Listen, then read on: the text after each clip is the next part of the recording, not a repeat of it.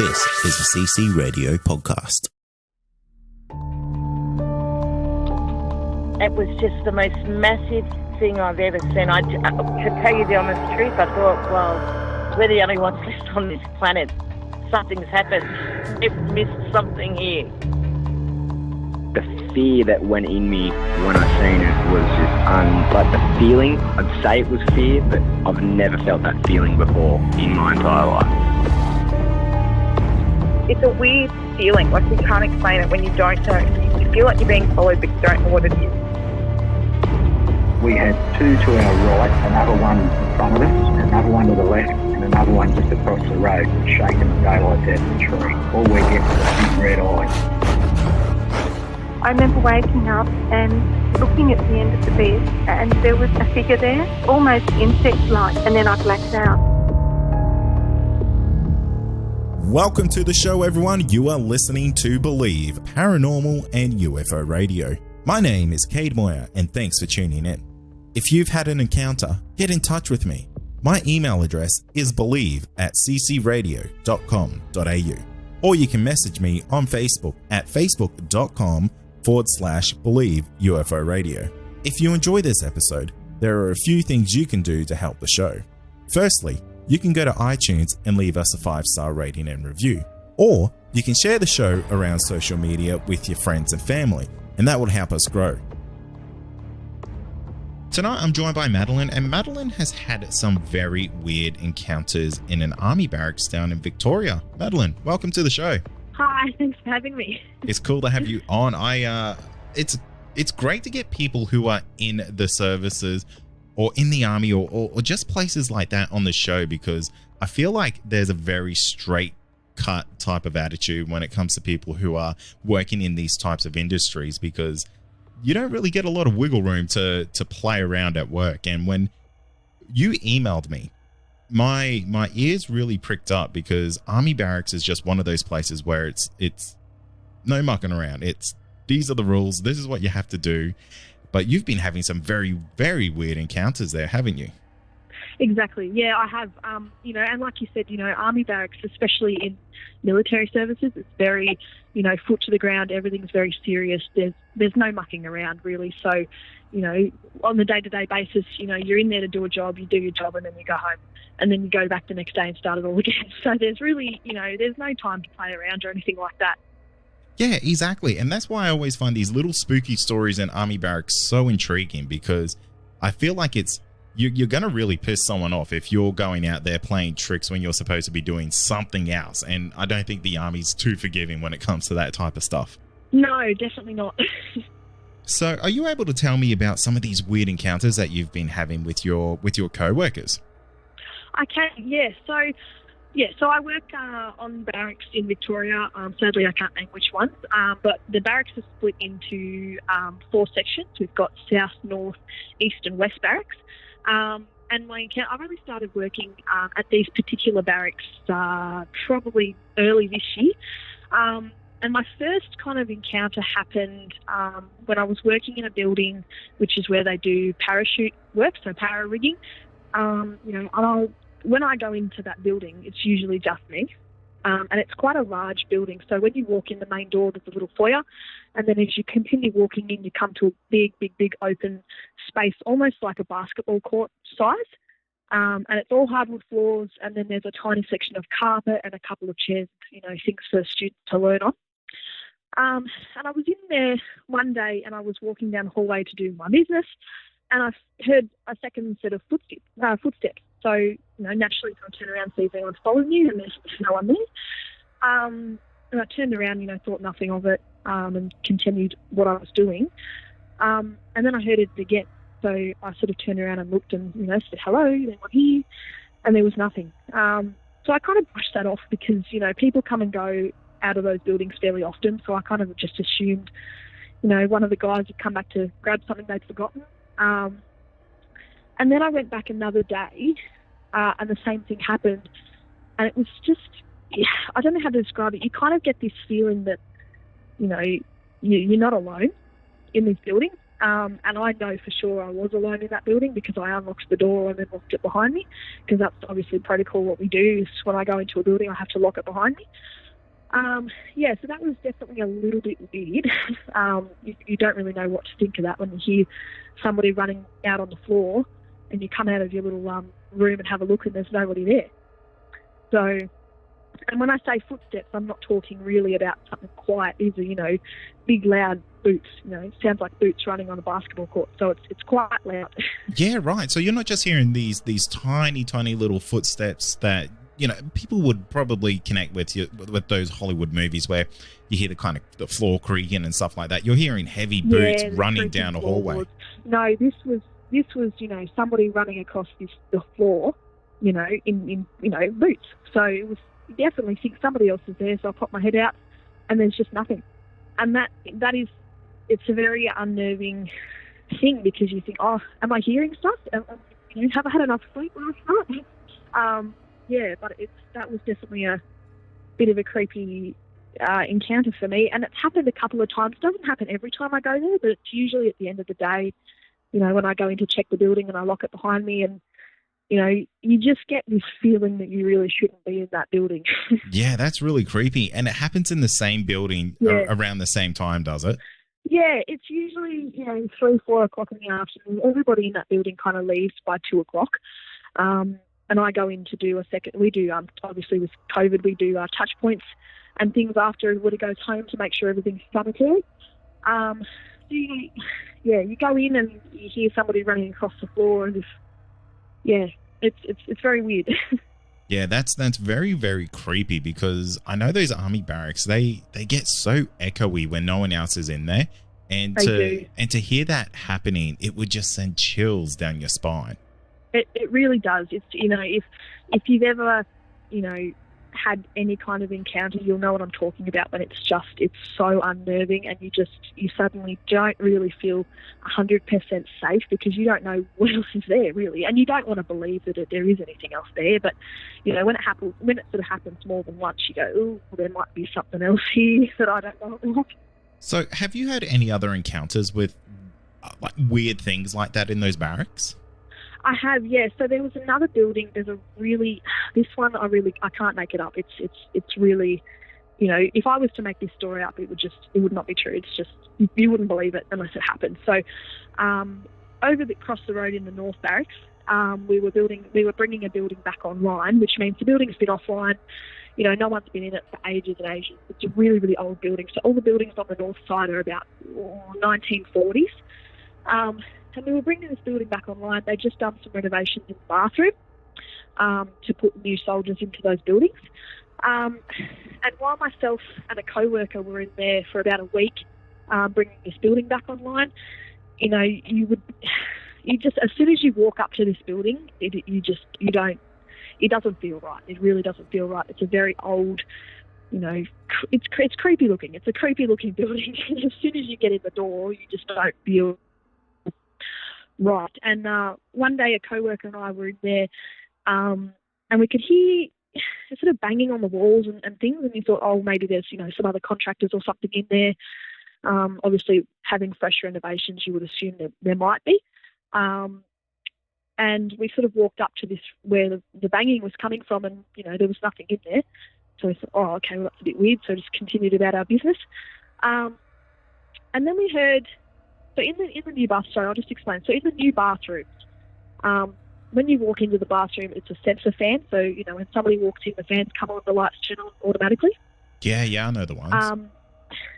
Yeah. And so we were up the hallway, and you could hear the fans turn on in the upstairs bathroom. And I sort of turned and looked at my co-worker, and I said, the bathroom fan just turned on. And she looked at me and thought, oh, that's a bit weird. So we walked up and knocked on the door and said, hello, is anybody in here? And there was just nothing. There was nobody in there. I can't make it up. And then we walked out and thought maybe, the electrical's a bit off or something, and the fans had just come on. And then we heard a toilet flush. So it was very creepy. And that moment when you hear that and you go, I know there's nobody else in here, but a toilet just flushed up the hallway in the bathroom. and this feeling comes over you, that's just so unnerving. It's ridiculous. So we walked up to the bathroom, again, knocked on the door. Hello, anybody in there? Nobody was in there. And then we could hear this dripping in the drain. And I think I sent you the video of afterwards when we were running back to the bathroom trying to explain what happened on the video, because I wanted to catch it on video in case nobody believed me. And we walked up to this drain. Well, I walked up to the drain in one of the showers, and I looked in the drain, and then just the biggest gurgling noise. It was so loud, I cannot explain it, came out of this drain and just scared the absolute, Jesus out of both of us. And we both ran straight out the door. Oh, it was terrifying. And I think that was because we were both on edge already. Yeah, I could imagine. So, because that's some very, very creepy activity going on in that building there, because to hear the lights kind of go on with the center, that kind of makes you go, all right, something's up there. Then you go up there and they flush the toilet, which is, I have a question about that. Is that like a sensor-based toilet, or is that kind of just a standard toilet? Like you have to press the button to flush it? No. Yeah, that's a toilet you would have to press the button. There's no sensor toilets. All of them either have a button on the wall you have to lean on to press, or, your standard toilet flushing. So for that to happen, that was very odd. There would have to be somebody in there to flush that toilet. Yeah, that's creepy, because toilets, I've never even heard of a toilet just randomly flushing by itself. Just flushing on its own. It just doesn't happen, because if anybody knows how a toilet works, you've got to push the button down to release the water and so and so. So it was very, very unnerving. Yeah, that would be. It really would be. And then to hear that gurgling in the drain. So I'm really intrigued by this gurgling sound. So was it like a growl type of noise? No, so it started, just as a drip. After you have a shower and you turn the water off and the water kind of drips down the drain, the remainder of the water, drip, drip, drip down the drain. And that's what it started like, and I thought, oh, well, maybe the way they've set up the plumbing or something, because of the toilet flushing, maybe the water's just come through or whatnot. And it just wasn't the case. And when we sort of went back in, got our nerve back and sort of went back in, that's what I was doing. You could see that one of the shower handles had been turned. It's one of the handles, you turn it left for hot water and right for cold water. And all of them are straight because, people had just come through and cleaned them. Everything was straight and in line because, military, it's very disciplined. And that one shower, the handle had been turned. And that was where the noise came from. And I think it just scared me so much, because I was already uneasy about the things that had happened before, the banging on the walls, the scraping, the sensor lights coming on. And I just sort of walked up to the shower. I don't know why I thought it was a good idea to look down the drain, but I did anyway. And yeah, that's when the noise just came out, and it was just so deafening. It was so loud. I could not. It just didn't make sense in my brain how that could happen. I just got chills. It was so loud. That's really creepy. I mean, I just thought it might have been just a strange gurgle that you heard, but for it to be really, really loud, that's spooky. It was really loud. It was loud enough that it's not the normal sound you'd find, after you had a shower and the water comes down the drain. It was so loud. It was ridiculous. It's kind of like when you let all the bath water out of a bath and it makes that really loud gurgling sound, but it was a lot deeper and it was 10 times louder. Yeah, that's really weird. I really don't know what to make of that, because people could say, oh, maybe it was just the drain emptying or something like that. But I mean, drains don't operate that loudly, or they don't make noises like that. No, they don't. No. And there was one other thing that happened in that particular building as well, just before I kind of explain the next building. There's a small cleaner's cupboard, sort of pantry size, just like a small single pantry size. And it's just a small cupboard, and it's got one shelf in it, and it had 3 baskets on the shelf, and they were labelled, linen, pillow slips, bed sheets, that kind of stuff. And we checked that cupboard, obviously, because we're bringing the building back online. We've got to make sure there's nothing else in there, so it's empty. People can put their things in there. The cleaners can put their things in there. and one of the signs, which are laminated, was on the floor. So I picked it up and stuck it back on one of the baskets. And as I closed the door, it was right when I shut that cupboard door, there was a big bang, and I jumped back and I opened up the cupboard, and the sign it literally just disappeared. I have no idea where it went. We still can't find it. It was very weird. I sort of stood there scratching my head, and I even looked on the roof. I could not find it anywhere. That's very weird. So what type of sign was that? It was just an A4, it was just a piece of paper that had pillow slips printed on it, and was just laminated with a bit of blue tack on the back of it, just a standard sign just stuck on one of these baskets. It was a crate, actually. Sorry, not a basket. I couldn't figure out the word for it. They were just crates. So, yeah, it was just stuck on this crate for people to put their pillow slips in and stuff. And, it just literally vanished. I still can't find it. We looked absolutely everywhere for it. Have no idea where it went. Yeah, so it's not like it's a small sign or anything like that, not like a little name badge type thing. This is a big sign. No, this is an A4 piece of paper. There's a lot of weird stuff going on in this army barracks, that's for sure. Yes, definitely. And sadly, that's not all of it. Oh, wow, really? And now, a quick word from our sponsor. Also, are you wanting more content? Why not become a Believe Plus member? You'll get access to exclusive podcasts and episodes that aren't available to the public. Not only that, you'll also get our regular feed without any ads. Head to believepod.com/plus to sign up today for just $5 a month. Yeah, yes. So the third building is by far, I would say, the creepiest, and it's one that I will now refuse to go into alone. I really don't like it, and I'm not somebody that gets put off by things very easily. I'll sort of take things on my stride, but I absolutely refuse to go in there on my own anymore. It's just the experiences that I've had in this building have literally just, I would say, haunted me. They are. It's been pretty intense. So this building, is the Army Cinema. So it's actually off base. It's on a little section of strip that's owned by the council, but it's still Army property. And we go in there a couple of times a week to check it out. Obviously, it's closed at the moment with coronavirus. And I went in there, I've been in there, heaps of times with other people, and never really thought much of it. But there was one day when I had to go in there and just do touch points and things like that for coronavirus again. And it was, when you walk up to this cinema, it's just eerie. It's just really eerie. There's steps up to the front door, and when you look in, everything's just dark. There's no, skylights or anything like that. There's hardly any windows. How cinemas are usually pretty dark, but this cinema is very, very dark. And you unlock the door, walk into the little foyer, and you have to go into the ticket booth to turn all of the lights on. So you sort of walk in there, turn all the lights on for the auditorium where they actually play the movies and things, and the bathroom, the hallway, all those lights are in the ticket booth. And so when you turn the auditorium lights on, they take probably 5 minutes to fully turn on, and they sort of light up very, very slowly.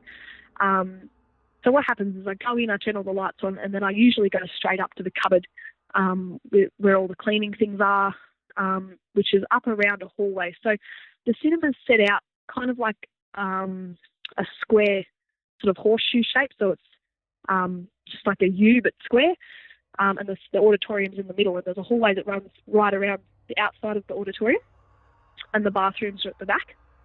And one day I walked in and I turned all the lights on. You kind of looked to your right and see the auditorium. It's very, very dark and a bit eerie. For somebody that, is scared of the dark, you wouldn't want to go in there on your own. And I had just heard this weird sort of scratching noise, I guess. It was a bit of a scratching noise. And I kind of stopped and looked around, and I couldn't see anything. I thought, maybe there's a possum in the roof, or, a rat somewhere or something like that. You'd hope there wouldn't. I'm a little bit scared of small animals. And I looked up to the left, and I could see, the shadow from where the light hit the wall, and there's a bit of, there's a sharp line where the light sort of stops, where the wall gets in the way, on the floor. And I could see that line of that shadow just kind of moving a little bit. And it was only so slight that I kind of thought, oh, maybe I'm not seeing that properly, or that, it's just a trick of my imagination. And then it moved. It really moved, and there was sort of a person figure on the floor, almost like somebody was standing just behind that wall, and that really scared me. I can't really explain the feeling that I had when I saw that. Because knowing that I had just come into the cinema and nobody else was there was no cars in the parking lot. I had unlocked all the doors, turned all the lights on. Yeah, it was quite unnerving to think that somebody else had been in there. It really would be, because those places, they're really locked down really, really well, and to go in there knowing that you're the only person that's in that entire building, and then to see this shadow figure, that's enough to push someone over the edge. It really was, and I still haven't told my boss this, but I turned around and walked straight out the door. I said no to that. I turned around and walked out, said I'm not going back in there. It really scared me, and I ended up having to go back, and I went back a couple of days later. I'd kind of put off going back, just knowing, what I had seen, trying to kind of come to terms with it in my brain as to whether that was actually real or not, or whether, you think maybe your mind's playing tricks on you. And the same thing happened. I walked in, and as soon as I got up to the front door, I got chills, and I felt so uneasy. I really did not want to go in there, but I did, and I pushed through it, and I walked in, and usually the cinema is cold, but on this particular day it was sunny outside, and I walked inside and the building was absolutely freezing. It was Arctic. It was so cold, I could nearly see my breath. It was that cold, and for a sunny day it shouldn't have been that cold. That's really interesting, because I've heard theories that spirits will take energy out of a room, and heat is, obviously a source of energy to kind of power themselves, to kind of give themselves a little bit more, I know this isn't the right word, but life, to be active. And that's one of the telltale signs of a haunting, is that, the rooms are icy cold, because the spirit has just sucked all the heat, all the energy out of it. Yep. Well, I would definitely say that's what happened here. And, I don't think much of spirits. I definitely believe in them, but I don't think a lot of them on a day-to-day basis. But I could not make this up. The building was so cold, and the feeling that I had in that building was like something was pushing me to get out. It was like something subconsciously was telling me I was not supposed to be in the cinema that day. But I ignored it because I had a job to do, so I kept going about my business. I turned all the lights on. And the auditorium lights on that particular day wouldn't come on. And I had turned them on, turned them off again. All the other lights were working, but the auditorium lights weren't. And in the auditorium, I'm actually not sure if I included this in my email. I should have. The auditorium lights have a secondary light at the back of the auditorium. So, you can actually turn all the lights on from inside the auditorium. And I don't know why I thought this was a good idea, but I decided to go inside the auditorium and turn all the lights on from the inside. And I walked, through the curtains down the little hallway, which brings you into the auditorium where all the seats are and the big movie screen is up on a stage. And it was the same thing. I would walk through the building, and the auditorium was slightly warmer, but it's like I would hit spots in the room that were just Arctic. As I would walk through, there'd be cold spots throughout the room. It was really, really creepy. Yeah, that would be very, very unsettling. Have any of your workmates encountered the same type of situations in that building? Yeah, so, I sort of went back at lunchtime after, when we were dealing with the building we had to bring back online. You go back at lunchtime and be like, oh my goodness, this happened in the building. We couldn't explain it. It was really weird, and people laugh about it. We all laugh about it and go, oh, you saw a ghost, haha, but it's, it's really not funny. And then, you kind of hear other people talking, oh, well, there's some other workers that said the same thing. They went there a couple of years ago and it was the same deal. And especially with the cinema, there's two other workers who are contractors on base who do the cleaning there, and they refuse. Both of those people refuse to go into the cinema. And I would believe that would be because of, the same kind of experiences, seeing shadows on the floor, hearing, some quite loud scratching and banging and things. And when you sort of walk through the auditorium, when I was in there that second day when it was really, really cold, you just feel, you almost feel like somebody is right behind you. But then if you turn around, there's nobody there. And it's so unnerving that, it's almost like, somebody's so close to you that they can touch you, they can put a hand on you or something like that. And it was, it's very, very creepy. And I've spoken to one of those two other workers, and she did confirm that she had the same feelings in that building. And she, she's quite a fair bit older than me, and she's been working here for a lot longer than I have. And she said that the same kind of things had happened. So yeah, now I don't go into the cinema alone. Yeah, I don't blame you. That's really creepy, because to have so many encounters in the other buildings, and it kind of just seems like this whole place is just absolutely full of this paranormal activity. And it almost sounds like there's something evil in this cinema. Yeah, and and I don't want to label it. Yes, there's an evil spirit in that cinema, but the experiences that I've had in there, I really can't put down to anything that's not paranormal. I can't do it. When I go back, I rang my mum after I was in there and I said, "Mum, this happened and this happened," and she was immediately telling me I needed to take rosary beads in with me. I should go and get a sage stick or something like that. But that's getting to the point where if it's really that bad and there really is, so as some would say, an evil spirit in there or a poltergeist or something like that, I don't want to be in there, and I don't want to be the one that tries to get it out. Yeah, no, I don't blame you. Let someone else take care of that. Exactly. I don't get paid enough for that. Yeah, no, I agree on that one. It's and the thing is, there's professionals out there who do that type of stuff, and I always think there's a lot of dangerous activity that you can get involved in if you try to do a home job, essentially, on trying to rid a place of something that's not supposed to be there. So take that as you will. Exactly. And and since these things have happened, little things have happened since, like that was a couple of weeks ago that I emailed you. And smaller things have happened since, like I'll still hear banging. I still hear footsteps in the in the para rigging building across the floor when I go in. But the feeling of not being safe and really the flight sense, the flight reaction, it has not occurred that strongly in any other building apart from the cinema. And I've told my boss I just can't go in there on my own anymore. So yeah, and I've got rosary beads in my car now in case I need to go in there. But I don't sound silly to other people, but it's not something I want to mess around in. And when my coworker and I were bringing that building back online for that week over on the north side, on our breaks we would sit there and go, "Oh, I wonder if there's any history on the building." So we'd do a Google search, we'd go on some of the army resources, and there is just, when I say there is no history, and there should be, there is no history. There is not a single piece of information on any of those buildings. So that's also, I found really weird. That is really weird, because they usually name those blocks after important people or things like that. For them to have no history, that's very, very weird. Yeah. It is. It's very odd, and it's very unnerving, because there's a lot of other buildings that have names, like you said, and there's usually a plaque near the front door of certain buildings which sort of explains to you who it's named after, what the history is, that kind of thing.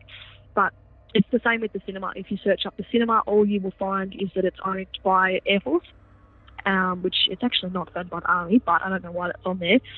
And that's it. There's just no other history. If you search up, myself and my coworker were thinking, maybe somebody had died in the building, if it's haunted. And there's just nothing. There's no information. Yeah, that's really weird, because I think earlier you said that these buildings, they were originally constructed in the 1940s or 1950s? In the 40s, yeah. In the 40s. That's the only bit of information you can find, is that when they were constructed, which is actually when the base was built in the 40s. So that's the only bit of information. And the buildings, don't get me wrong, like they look like they are from the 40s. They are very, very old and not run down, but they're getting old on the outside, and they're getting renovated on the inside. Yeah, for no recorded history for a building that's 80 years old, that raises some questions. Exactly. Is there any rumors that go around about those buildings, about the bases before you started to experience these things, or is this just something that is just common knowledge that, hey, these buildings are actually haunted, just be a little bit careful when you go into the cinema? I think it's kind of become a bit of a joke because, when you're dealing with military things, there's not much, that's not serious. So, when you kind of bring this back to the lunchroom, it's a bit of a story to tell. Oh, I had this happen in this building, and oh, this happened in this building, and people go, oh, watch out, oh, there's a ghost in there. It's a bit of a joke. It's like I listened to your podcast about the bloke that was down at Puckapunyal. And it's the same kind of deal, people kind of throw stories around, but there's no real sort of solid rumours that, it's actually, so-and-so ghost who died back in this year and has haunted the building ever since. There's none of that sort of solid rumour. It's a bit of a shame because it would almost give a little bit of credence to these hauntings if there was that one little trace of history there. Exactly. And, it would maybe make me feel a little bit better if I knew who I was, if it was a certain spirit that I was dealing with. But instead, I just have no idea. And I can't find any history on it at all. Yeah, and that's really weird. And I could imagine even if you ask the people that you work with, they'll probably be the same. They'll all find these dead ends when it comes to, I guess, the story behind these buildings. Yeah, and that's the thing, I had gone down to the museum and asked, some of the blokes down there, and they know, and they know history, especially the army, because they work in the army museum. And it's the same deal. Oh, well, they were built in the 40s, and, they've always been used to have students when the army trainees come down to do their courses. They're just accommodation blocks, really. So that building we brought back online was an accommodation block for females. And then it got split into co-ed, and now it's gone back. We've just brought it back online for female only. The cinemas, there's just no history. Like, it was built. People watch movies in it. That's all I get, really. It's tough, isn't it? I mean, it's just one of those things where if there's no history, there's no history, and if no one's sharing, it's a dead end. Yeah, exactly. So in the video that you sent me, it's quite evident that you and your workmate are quite shook up from the situations that have been happening there. Are your other co-workers? We were petrified. Yeah, absolutely you were. I could absolutely tell because you can genuinely hear the fear in your voice. There was a lot of rushing around, and I guess my question is, do your other co-workers, do they have those same experiences, and do they have those same types of reactions, or are they a little bit more accustomed to what's going on there now? I don't really know. I can't really answer that one with a yes or no answer because I think, a lot of people, usually we sort of work in groups. So if somebody's getting sent to a certain building, we won't often go on our own. We'll usually go with a group. There'll be, 2 or 3 people that go.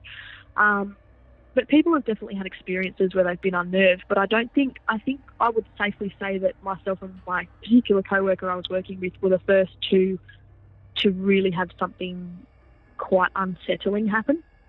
Right, so you're really the first link in a chain of reaction, really. I would say so, yes. And and in that video, I'm 20, by the way. I'm only 20, but my co-worker is 33. So if people were thinking, oh well, Madeline's a little bit young and dumb and stupid and might play a bit of a joke, how do you scare a 33-year-old that severely that she's shaking? Yeah, because this is now, I'm starting to see a little bit of a picture here because I wonder if the renovations to the building have awoken something in the spiritual world relating to that building. It's quite possible. That's definitely one theory you could put down to it because, nobody else has, from what I know so far, has ever really had an issue in that particular building. But they are quite old, and because there's no history on them, you don't really know what's happened and who's been in there and that sort of thing. And they have, completely gutted out the bathrooms and completely redone the bathrooms, but all the rooms are still very, very old. Yeah, it's interesting because, like you said, on the one of the previous episodes where I interviewed a gentleman who works on the I think it's the Puckapunyal army base, he said, the army bases are not really a place of happiness in a sense, like. You're there because you're there because of war. You're there because of not great reasons. So he kind of had this theory that there's a lot of negative energy that comes around these types of places just because, no one's there for super positive reasons. And because these bases, they're so old, and especially this one, it's 80 years old. There's a lot of history that would be there, even if it is unwritten. There would be a lot of anguish around that base, I would imagine, way back in the day. And I wonder if this is just some residual type of hauntings or some residual energy that's just hanging around because of all of that. It's quite possible that could be what it is. I hadn't actually thought of that, the renovation sort of having something to do with it, but it would make sense if you thought about it that way. I hear stories of people who do renovations on houses that they may buy, they may be heritage listed or something like that, and as soon as they start to knock down walls that they maybe shouldn't be or stuff like that, weird stuff starts to happen in these houses. And I don't know, it just made me think maybe this is the case with the renovations that's going on in those bathrooms. Maybe there's a dark history that could be the reason why there's nothing written in the books there. Yeah, definitely. And that thought alone sort of doesn't really sit very well with me, because they are actually planning on doing quite a couple of renovations to a lot of different buildings, because obviously they're getting quite old, and because it's sort of quiet at the moment with coronavirus, that's when they're sort of taking the time to think about what upgrades they could do, so that the students are more comfortable in a slightly more modern accommodation block and things. Yeah, absolutely. And I tell you what, if you find out if they are making more changes to the buildings and more activity is happening, let me know, because I'd love to get an update. It kind of be almost a sense of clarity that, hey, the more you muck around with an old building, expect some weird stuff to start happening. The more happens. Yeah, most definitely. I will definitely keep an eye on that for you. So Madeline, just before I let you shoot off there tonight, what do you think these are? Like, do you think they're ghosts? Do you think they're spirits? Do you think they're there for good reasons, bad reasons, anything like that? If I'm being blatantly honest with you, I really don't think they're good. And that's coming from somebody who's experienced all of this firsthand. I've had a couple of other experiences in my lifetime, which have been, have given me a completely different feeling. The only feeling that I get when I'm in these experiences is negative. So I'm quite positive in my response of saying they're not good. And that's fair enough. Especially if you've had experiences in the past, and if they've especially been positive experiences, there's an obvious difference in that feeling. There really is. And it's not so much the experience, and for anybody else who's ever had an experience, it's the feeling that you get during the experience. Something that could happen and you could get a positive feeling about it. But when something happens and then you immediately feel scared and you feel like you should not be there and you feel like you need to run, that's not a good feeling. Yeah, that's kind of troubling, isn't it? Because the one that really does stand out for me is just that how terrified you were in the cinema there. And, it's got to be a really, really terrifying encounter to never want to go back into a building again. Yeah, exactly. Especially on my own. You almost get the feeling that, something might happen to you. If they're able to do things, whatever they are, the spirits or whatever they are, in the drones, if they're able to make shadows on the floor, there's not a doubt in my mind that they could do something to somebody. And that's going to do it for tonight. And remember, if you have had an encounter, get in touch with me. My email address is believe@ccradio.com.au. Or you can message me on Facebook, and that's facebook.com/Believe UFO Radio. Until next time, stay safe, and you've been listening to Believe Australian Paranormal and UFO Radio.